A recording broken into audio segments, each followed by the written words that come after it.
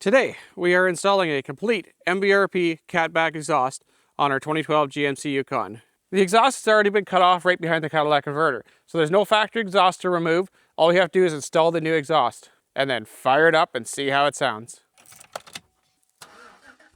The first thing we have to do is remove what's left of the factory exhaust off the ball and socket flange on the back of the catalytic converter. And like normal, we need to heat things up.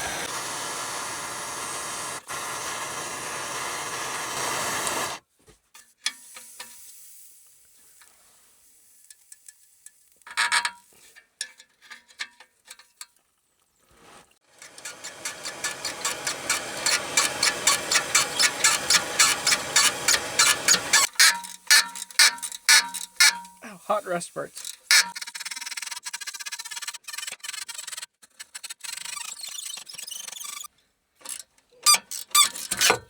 That's the factory exhaust. We have to get this clamp off because we have to reuse it. There's not one in the kit. It'd be nice if we had to do one. We could just cut it off, but we have to reuse this one. As you can see, it's just a ball and socket flange. And this is where the MBRP starts. I'm also going to be replacing all the exhaust hangers with brand new ones. These style of hangers tend to fail in short order, so it's just better to replace them. Again, the kit does not come with new hangers. Maybe something that it should, at least for the folks of us that live in the Rust Belt.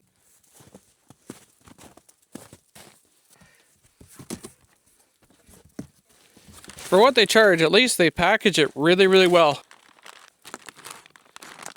Our exhaust clamps to go between the pipes themselves and the muffler, and probably some instructions. So this is our front pipe.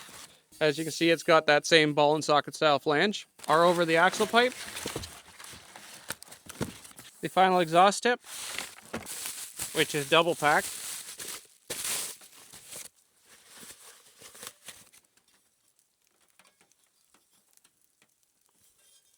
Another pipe, I'm not sure if this is after the axle to the tip or if this is from the front pipe to the axle pipe. Ooh.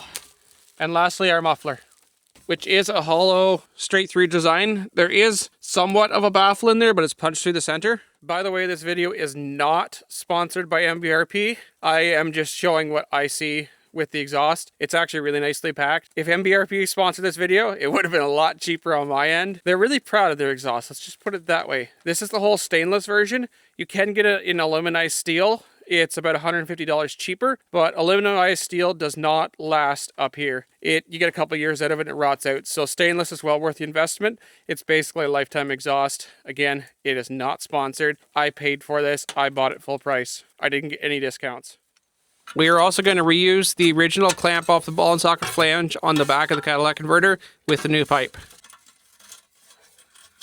We're just going to tighten up the clamp snugly, not tight, until we get everything assembled. Now we can move farther back, install one of the band clamps and the muffler.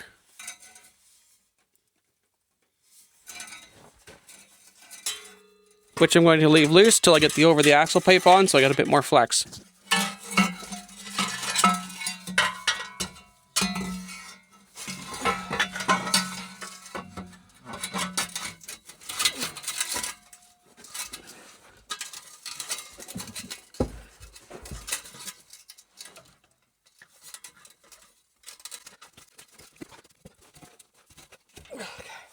There we go.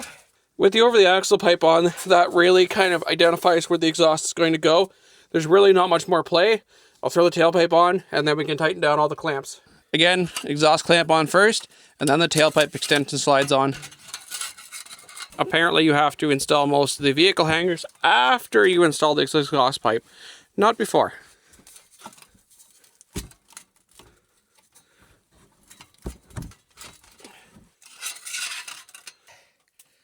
That was a lot harder than I expected. It's also not fun laying upside down on the ground. Everything looks good body clearance wise, so our last thing to do is just to start tightening all the exhaust clamps. We're going to start with the factory one on the back of the catalytic converter and work our way back.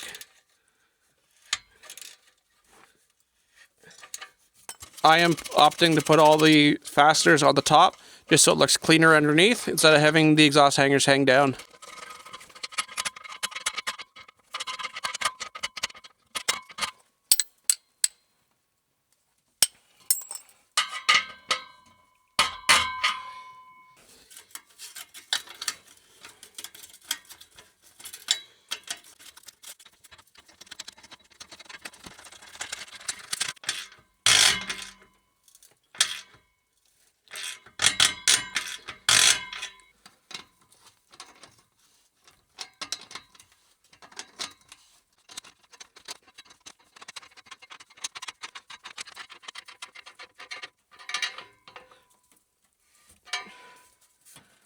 Now that all the hangers are snug down, all you have to do is go through with a torque wrench and torque everything to 45 foot-pounds.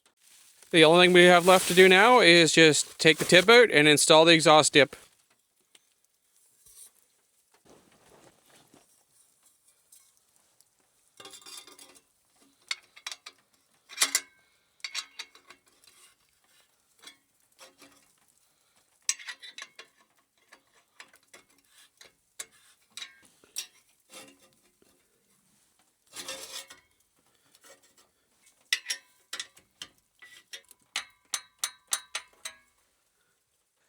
Well, and just like that, the whole exhaust is on. It was actually that easy. It actually fit really well. So the bends are true, at least in this particular one, which was great to see. There's no messing around. Sometimes aftermarket exhaust doesn't always fit the best. The last thing we have to do is fire it up and see how it sounds.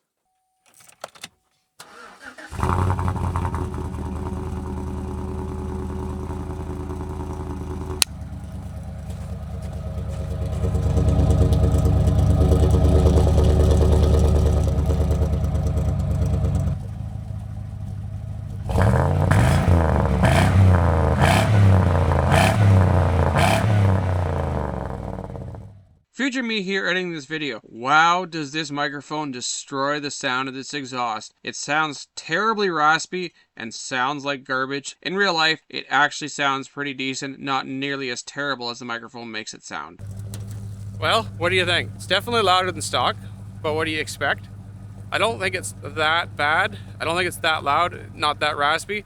Compared to some of the things I've owned over the years and some of the exhausts that I've actually had built over the years, this is considerably quieter. This is actually not too bad. This shouldn't be too drony to drive.